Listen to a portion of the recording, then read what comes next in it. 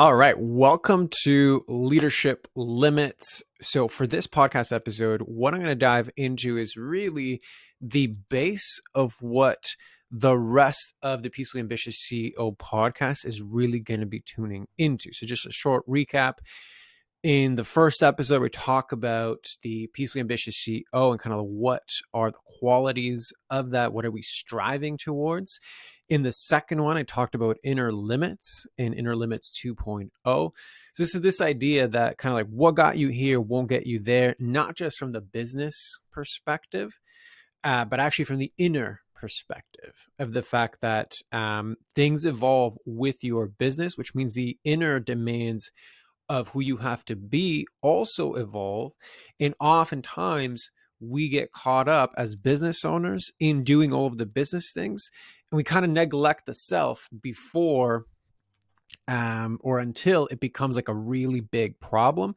So leadership limits is really now anchoring into that idea that what got you through solopreneurship into business ownership isn't what's going to get you to the next level of your business. So that's really what we're going to dive into today. So I'm looking at this from the lens that like your business right now is stuck in some sort of way, whether that is a revenue ceiling, whether that is you're just overwhelmed and burnt out, whether that is there's just too many things happening and everything's diluted in terms of like your focus and your output. And that's why the business can't move forward because you're putting out fires. Like, not that it doesn't matter, but it's going to show up in a particular way. And the lens through which we're going to view it as or is like you have business problems that are actually like me problems, but they're just manifesting in your business. Okay. So if you look at this general idea that we've been building so far, like we're evolving from solopreneurship into business ownership. And that means moving away from leading yourself into now leading others. Okay. So think of all of the business skills you had to build in order to get to your current level of success. Okay. So you had to learn your marketing, your sales, you had to learn how to set up all of the current operations. And whether you hired some of that or you got coaching, like it is irrelevant. You had to build that. Now, all of those things are evolving into delegation, into management, into maintaining the vision, into decision making that is higher pressure, that has more stakes. This creates a brand new level of pressure. It creates a brand new level of responsibility, and it's a brand new level of demand on your mental capacity, on your emotional capacity. And when you combine that with the pressure of there's more stuff to deal with, plus my family now leads me, how do you balance that? Right? Not to mention that now you're adding all of your own guilt on top of trying to balance all of this out. So it's a lot, and it's different from the demands you needed when you started the business, work through solopreneurship to get to this business owner stage. So at the end of the day, I think the overarching lesson here is like something that you probably know, but maybe don't take the time to really think about, accept, or admit. Like your business is stuck because in some level you are stuck. So many times the pressure, the stress, the overwhelm, that's the part that actually limits how you are able to lead your business to the next level. And this generally tends to happen because you're relying on what worked in the past. Investing in operations, investing in funnels, investing in knowing how to generate leads better. Like all of those things are critical.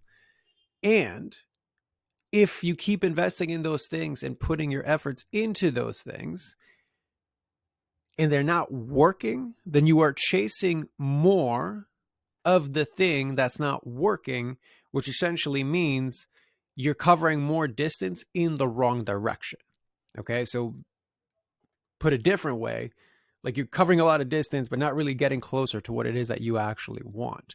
So in this instance, it's like, well, okay, well, what do you actually want? So you want more peace while being in your ambition for more, right? Hence why how we defined the peacefully ambitious CEO. So if you keep doing all of these same things and they're not working, then the real question is, okay, well, how long are you just going to keep doing the same thing and expecting a different result? That cycle, this is what I call the overwhelmed hamster wheel. And this is basically the treadmill of stress that seasoned business owners put on themselves when they neglect or they avoid looking at the one place that usually holds the answer to their inner turmoil, which is themselves. Okay, so if we look at the overwhelmed hamster wheel in more detail, like I said, this is the treadmill of success that's created when business owners like yourself keep repeating things that worked before. And this is what I call the outs. They keep repeating, trying to outwork their problems. They keep repeating, trying to outthink and like manage their mindset and journal and affirm their way out of things. Or they keep trying to outlearn things like, let me invest in more business coaching and mentorship, etc. You keep doing all of those things. You keep repeating them because they work to get you from solopreneurship to business ownership. But now your revenue ceiling or the stuckness in your business is telling you otherwise. Okay. So you have to at some point accept that like the things that worked before aren't working anymore. And 99% of the time, the root cause of the overwhelmed hamster wheel is actually leadership limits, okay, which is essentially what this podcast is about and what so much of what I coach and teach is ultimately all about. So leadership limits are the unaddressed subconscious patterns that can't handle where your success wants to go. Okay, so they can take the form of head trash, mindset issues, emotional blocks, self-sabotaging habits, but it's usually some combination of all of them, which is why I call them patterns. And it's not one individual thing. Like if you think about like a mindset issue, there's always a feeling attached to it. So if you think in a way that's rooted in scarcity and fear, that's going to create feelings of doubt for you, which is then going to create self-sabotaging habits that try to relieve those feelings, but all of them cumulatively are a pattern that keeps you away from doing the things that are necessary to move the business forward. Hence, these are patterns that can't handle where your success wants to go because your success requires a certain level of leadership now that you have a team and an established business, and it can't manifest in the way that it needs to for you to move forward because these patterns of head trash, emotional blocks, self-sabotaging habits are essentially the limiter to you as the leader, which means they're the limiter to your leadership. Okay. The reason they are unique and why I give them a unique name is for seasoned business owners. More often than not, they never had to address these leadership limits in the solopreneur stages. But now, because there's so much more demand on them, because there's so much more ripple effects of their decisions, because there's so much more responsibility, all of these things cumulatively cannot be ignored anymore and are now seeping into the business as leadership limits. And one way you can think of this is like it is essentially the holes in your business bucket, like where you have these leadership limits. This is like the holes that are leaking out. So that's why you can't maintain the stability. That's why you can't maintain the revenue. That's why you can't maintain the momentum, because at the end of the day, it all falls on your shoulders. Like it's a blessing of the curse, the blessing and the curse of being in the position that you are in. So if you want to look at this another way, like you want to simplify this, it's like the part that was needed to get you to this level was essentially like skill building and work ethic. Like if you had those, you could be a successful solopreneur. That's what's going to take you into business owner, where you start to develop a team, operations, etc. In order to evolve from that stage, right? It's not just hard work and skill building. Now it's leadership is needed to take you from business owner to CEO, and ideally not an overstressed, overworked, overwhelmed CEO, but a peacefully ambitious CEO, right? Which is at the core of this, which is combining the success skills that you have with the inner fulfillment. Like that's the holy grail that we're looking for and that I help my clients get to. So this is why this whole discussion of leadership limits is so important. And to just drive this point home, if you haven't listened to the Inner Limits 2.0 episode, the leadership limits, what's the best way to say this? So the leadership limits that you experience are basically like the 2.0 version of what you experience on your way to this current level, right? So if you look at something like doubt at the solopreneur level, doubt could have looked like imposter syndrome. Can I actually do this? Is somebody going to pay me for this? Can I make this business thing happen? How can I possibly be good enough to get to, 6 figures, whatever? Like that's what you had to overcome at the 1.0 level. Okay. Doubt at the 2.0 level. Now that you are established, it's like, holy crap, like was my success a fluke? Can I actually keep this afloat? I'm already so overwhelmed and overworked. How can I possibly do more? How do people do it? What do they have that I'm missing? Okay. So you have doubt at both levels, but it's a totally different experience at the 2.0 level. And as you can see, doubt at the 2.0 level isn't anymore, can I do this? It's like, how can I keep doing this? And was this ever even like my doing? Did I just get lucky? Like that is a different pressure because more is at stake. It's more embarrassing were you to fail at that stage. So now not only do you have like objectively more stuff to worry about, but subjectively, like the inner drama is also a lot different and a lot heavier. This is why I call that 2.0 version leadership limits, right? Because it's got a unique flavor to it that isn't talked about as often in personal development circles. It is unique to business owners, and the solution to it is unique because it requires you to evolve in a way that you didn't have to do before. And it requires you to hold more, like to increase your capacity to be able to handle all the emotions, to be able to handle all of the problems, to be able to handle all of the emotional, the mental pressures of it. So because of that, it only becomes relevant when you actually get to the level where you cannot out hustle your way through these problems anymore. Okay.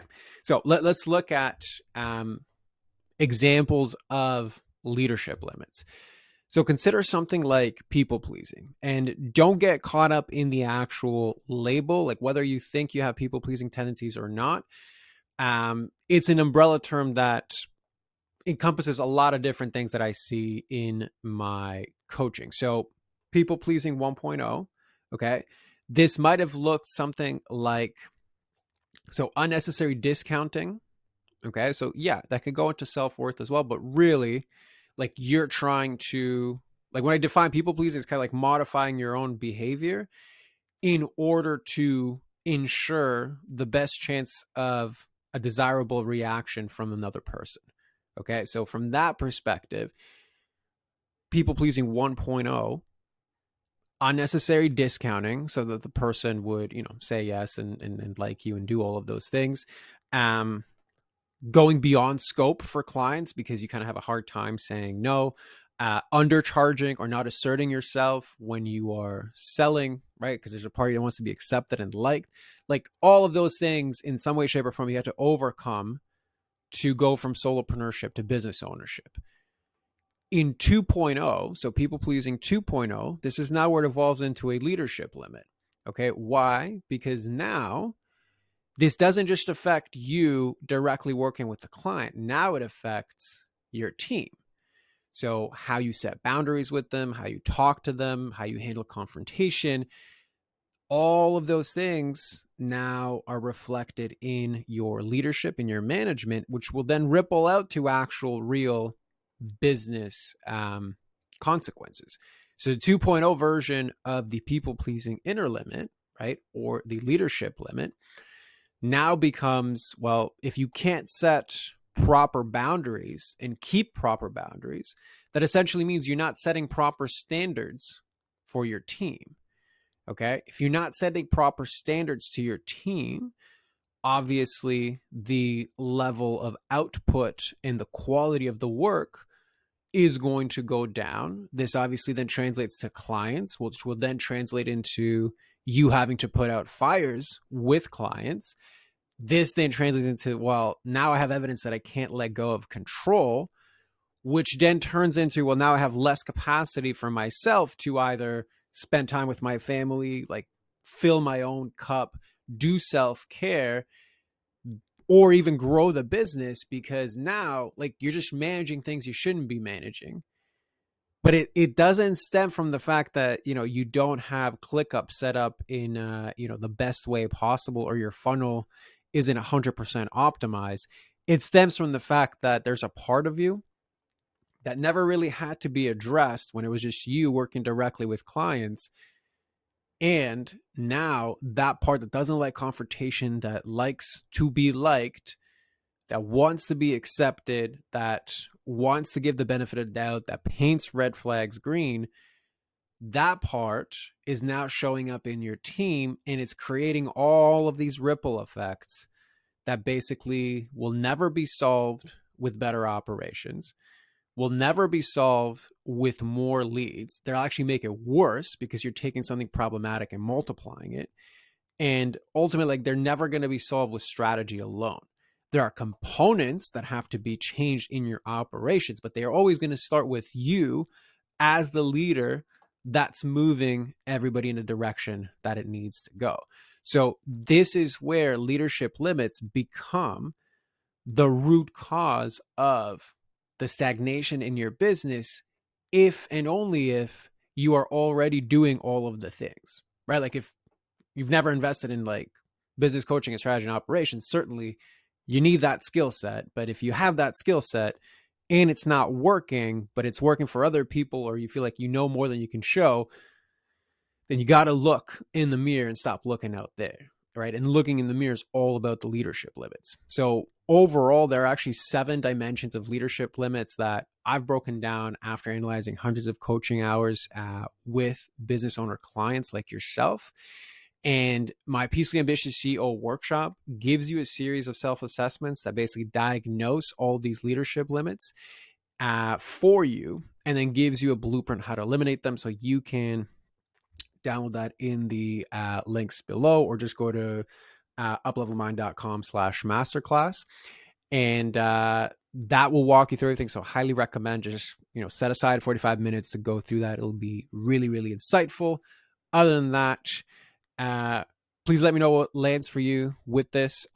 Just reach out to me on Uplevel Mind Coaching on social media. Download, subscribe, listen, do all of the things, because I can guarantee you this stuff isn't talked about as much as it needs to, but it's the biggest growth hack you can give yourself. That's all for now. Signing off, and see you on the next one.